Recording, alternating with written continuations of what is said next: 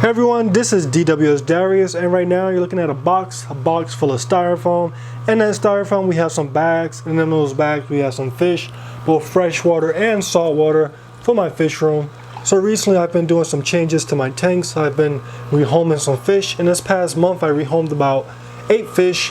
I did some swips and swaps, moving fish around in different tanks. One of the major swaps that occurred this morning that I'm loving so far is my female green terror. She's now back with my male. She was separated because she beat him up last time. She's a little bit bigger, so that's why. But yeah, they're back together. Look at those colors, just absolutely stunning. But yeah, that's one of the few changes. Another change is with these geophagus. They started to breed, so I started to thin down the herd. I had about 12, now I have about 7, just so they can have more space. And yeah, that's just some of the changes. But yeah, I had this box of fish.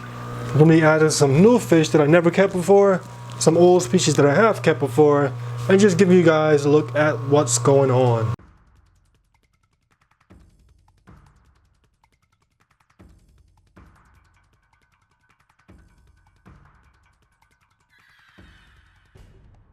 Okay everyone, so we're not going to waste any time. We're going to get these fish out and into the tank so that they can acclimate. I already opened the box, I already went through the bags, and I just wanted to make sure everything was live. You know, last week I ordered, but you know, we had that winter storm Stella here in the Northeast, and it delayed my package for about 4 days. When the fish got here, everything was dead, so that's why I wasted no time making sure everything was good for this video. So first off, we have a upside down catfish. This is a Synodontis species, and this is for my 210-gallon aquarium upstairs. I kept a Synodontis in that tank before, and it was very awesome, but that one got too big, so I went and got this smaller species. I'm pretty sure with all the driftwood and rocks, it will look awesome and just be another awesome addition to that 210. For the 210, I also went and picked up some emerald green corridors catfish, and I think I have all different types of cories. The reason why I bought these is because these get a little bit bigger. Your average cory gets around 2 inches. These can reach about 3.5. So it'll be awesome to see some of those bigger cories. They can also do a better job at cleaning up the uneaten food at the bottom. Next, I have a fish from my African cichlid tank, and that is a beautiful OB Peacock. The thing I don't like about this fish is the fact that I paid for an adult large fish, and this is what they sent me. This fish is only about, let me focus a little better. This fish is only about, let me put the bag down so I could get a better focus on him. But yeah, this fish is only about, I say 3 inches, and I paid for a large fish, so that is a little bit disappointing. But what can you expect when you order from Live Aquaria? Just everything they have is pretty small. So let me put him in this tank, so let him acclimate in there. I also bought another African cichlid, and I think I definitely messed up with this guy because I bought him as medium. And if that's not him. If the large was 3 inches, the medium must be super tiny. That's a blue Regal African cichlid, and it's definitely a male. I'm loving it. Let me put the bag down once again so I can focus. Where is he? Oh yeah, that's definitely a male because he's showing some awesome colors, but he's super tiny, so I might have to let him grow out in a different tank. But yeah, he's going with the African cichlids. I have some small African cichlids, so maybe, yeah, he might be able to survive in this tank, but I'll see what I'll do with him. After that, I have, what is this? Next I have, what is these are some ghost shrimp. These ghost shrimp I bought because I wanted them to go into my hill stream tank. And the reason why is because I didn't want I wanted something to clean up the bottom, but I didn't want any fish that would disrupt the plants. I have some pretty gentle plants in there, or pretty fragile plants, and I think the ghost shrimp would do a great job. I never kept ghost shrimp before, but I can't imagine that they're pretty easy to take care of, so I have those in there. The thing with this tank, this was supposed to be a river tank with a strong flow. The flow is pretty decent, as you can see from the surface, but it's not a strong force, and that's because when I was escaping this tank I got carried away, and just the whole layout is not meant for a strong flow. So instead I went and put as much agitation to the surface, and you know, I know from my experience with reef tanks that surface agitation is the most important when it comes to just overall upper flow and to oxygen, and that's the main important thing when you want hill stream loaches and just hill stream fish. With that said, I'll show you guys the hill stream loaches, which is in this bag. Now the bag is black, so you won't be able to see them. But yeah, I went and bought 3 hill stream loaches for this tank. the one original guy, he's already in here, and he just looks awesome in his tank. Now, I'm not supposed to be showing you guys this tank because I'm supposed to do a specific video that introduces this tank to you all. But yeah, he's in here somewhere, the original. So yeah, now I have 4 Hillstream loaches, some gold shrimp, and some Daniel in that tank. Next we have this little guy who's jumping all around.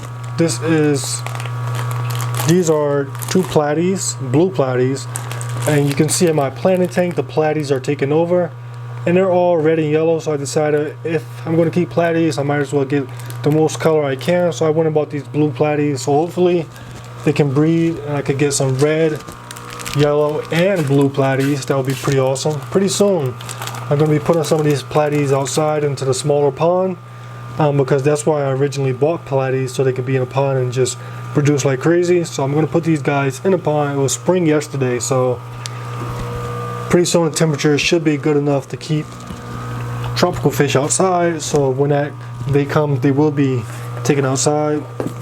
After that, I have this little guy. And once again, the downside about ordering from Live Aquaria, you get some of the smallest fish available. Now, I did say I like to buy juvenile fish because I like to watch them grow up. But this is pretty small, especially when you're adding them to a tank with just monster fish or pre-monster fish that are much bigger than this guy. So I'm going to let them temperature acclimate in this tank, but I might have to let them grow up in a different tank. Who knows? I'll figure out what to do. But that's a green Texas cichlid. I never kept one of these before, but I'm hoping that I could get quite an experience from this little guy. Oh yeah, new fish for me, new experience. And the rest of the stuff in this bag are for my saltwater aquarium. Okay everyone, I went and zoomed everything up, and I put the last fish that were in the bags into the saltwater tank. They're all for my saltwater aquarium. I have some more members for my cleanup crew. I have some zebra hermit crabs, and I also have some snails. The reason why I add cleanup crews whenever I order is because instead of buying a strong or big number of cleanup crews, instead of like buying 100 of this and 100 of that like twice a year, I like to add them slowly. I find that when you have a stronger cleanup crew, when you buy a lot at once, there's just so much competition added to the tank, they really can't survive. So I find that it's better when you can add them slowly at a time. That way the competition is less, they can do their job without killing each other. I think that's one of the major downfalls, or the major reasons why the cleanup crew dies, especially hermit crabs, because we add so many at one time, they compete, and eventually kill each other. I find that when you add less at a time, they do have a longer survival rate, so that's why I order that. Whenever I order from Live Aquaria, I make sure I order some members of my cleanup crew. And I also bought a male flasher rise. The reason why is because last time when my reef had that little meltdown, I lost my coral beauty angelfish. The coral beauty angelfish was a fish that just swam all over the aquarium. I didn't want to replace it with another angelfish because I'm now growing some SPS. You know, angels are not completely reef safe, so I didn't want to take the risk. So instead I got this flasher rise, and I kept a rise before, the 6-line rise, and that definitely, the dog's talking. Oh yeah, that definitely was a fish that used the entirety of the tank, so hopefully I get the same from this flasher rise. But yeah, YouTube, that's a look at what I got today. I'm going to be taking these guys. I might as well keep you guys along and put these in the tank for you. Usually I like to do my edited videos, but I guess it don't hurt every now and then just to be myself, right? Oh yeah, this is the 210. This tank is a ton of natural light. I'm going to let these guys acclimate. But yeah, that's a look at some of the fish I got today. And yeah, make sure you subscribe to see the progression of these fish. And I think I'm going to wrap the video up with that.